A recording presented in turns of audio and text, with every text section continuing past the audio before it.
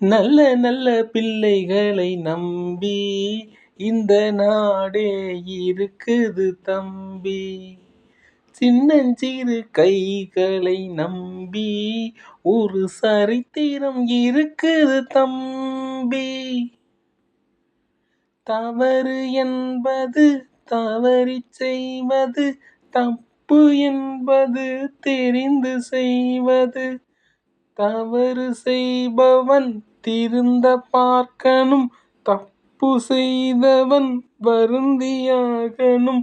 நல்ல நல்ல பிள்ளைகளை நம்பி இந்த நாடே இருக்குது தம்பி. அன்னையிடம் நீ அன்பை வாங்கலாம், தந்தையிடம் நீ அறிவை வாங்கலாம்.